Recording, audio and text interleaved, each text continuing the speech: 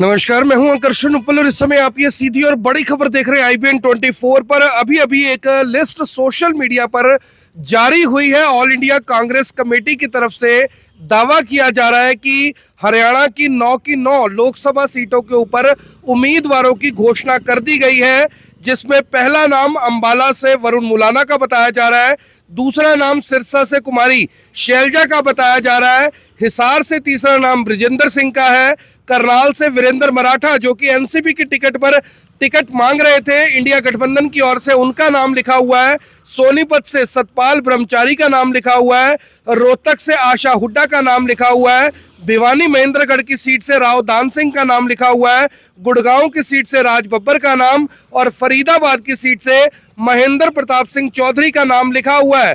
लेकिन ये लिस्ट बताई जा रही है कि जो ये लिस्ट आई है ये पूरी तरह से फर्जी है, झूठी है और गलत तरीके से इसको वायरल किया जा रहा है। सवाल सबसे बड़ा ये कि आखिर इस तरह की जो लिस्ट वायरल की गई है इसके क्या मकसद है, क्या मायने हैं, क्यों इसको जारी किया जा रहा है। हमारे साथ कांग्रेस के राष्ट्रीय सचिव है वीरेंद्र सिंह राठौर, करनाल से कांग्रेस के टिकट के प्रमुख दावेदार भी है कांग्रेस की तरफ से।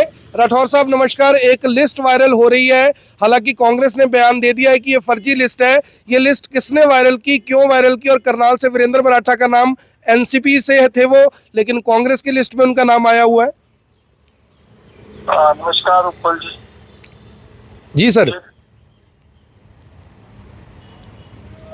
सर आपकी आवाज कट रही है,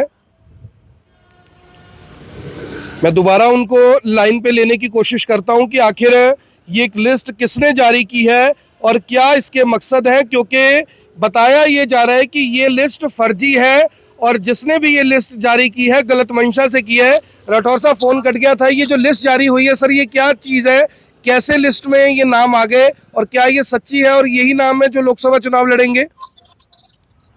देखिए, कांग्रेस पार्टी की कोई लिस्ट अभी तक जारी नहीं हुई है। कांग्रेस प्रेसिडेंट अभी भी दूसरे प्रदेश के अंदर रैलियों को संबोधित कर रहे हैं जी।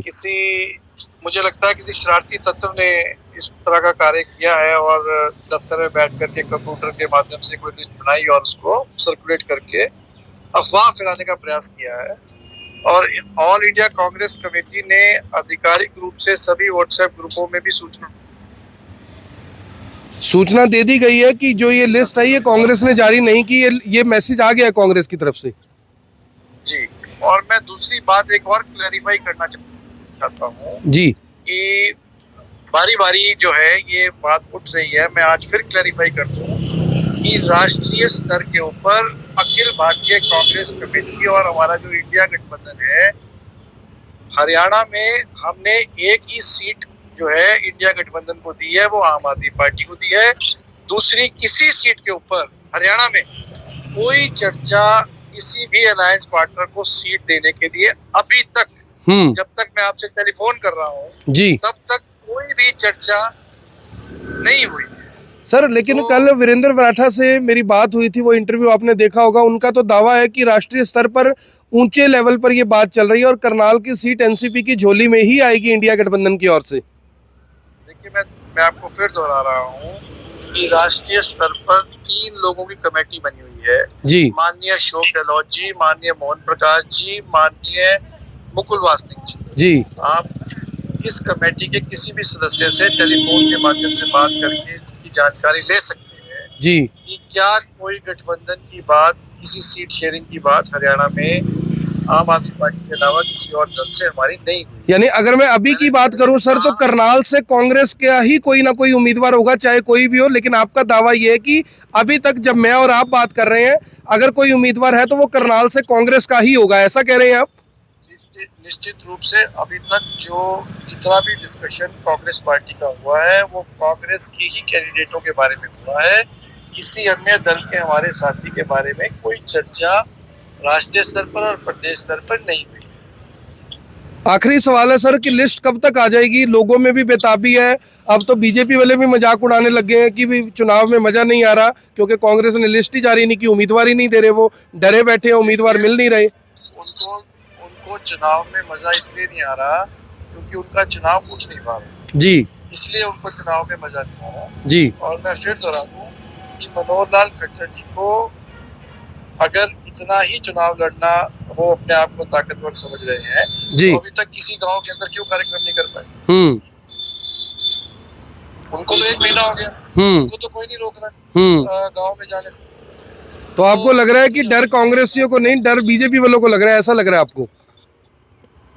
जब भी जेड सिक्योरिटी Z+ सर, मुख्यमंत्री जी को देनी पड़ेगी। Z+ जी, Z+ सिक्योरिटी माननीय पूर्व मुख्यमंत्री जी को देनी पड़ी। जी। किससे डर है?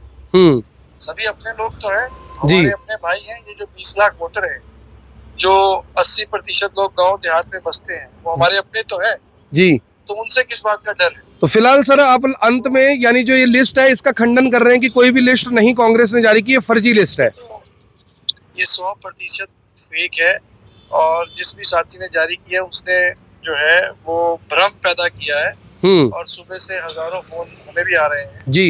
तो हम भी इसी काम पे उन्होंने बिजी कर दिए हैं उस साथी ने जिसने भी। सर एक बात और भी है ना कि अगर मान लीजिए लिस्ट आएगी तो वो ऑल इंडिया कांग्रेस कमेटी की तरफ से, तो मान लीजिए हम 1 सेकंड के लिए मान लेते हैं कि एनसीपी के खाते में चली गई, तो वो ऑल इंडिया कांग्रेस कमेटी की लिस्ट में तो नाम नहीं आएगा ना, वो तो फिर 8 ही नाम आएंगे, वो तो अलग से नाम आएगा, गठबंधन का नाम आएगा तो नेचुरली या उसमें लिखा आएगा गिवन टू एनसीपी। जी। धन्यवाद सर, धन्यवाद बहुत बहुत। तो ये थे वीरेंद्र राठौर, करनाल से टिकट के प्रमुख दावेदार हैं और सीधे तौर पर नकार दिया है, मना कर दिया। पहला दावा कि लिस्ट फर्जी है, दूसरा दावा कि एनसीपी के खाते में करनाल की सीट नहीं जा रही इंडिया गठबंधन से, और कोई भी सीट नहीं दी जानी हरियाणा को, क्योंकि 1 सीट कुरुक्षेत्र की थी वो आम आदमी पार्टी को दे दी गई। मेरी आप सभी से अपील, इस वीडियो को देखने वाले इस वीडियो को साथ के साथ जरूर शेयर करें। आप देख रहे हैं IBN 24, मैं हूं आकर्षण उपल करनाल से, आप सभी के साथ लाइव। धन्यवाद।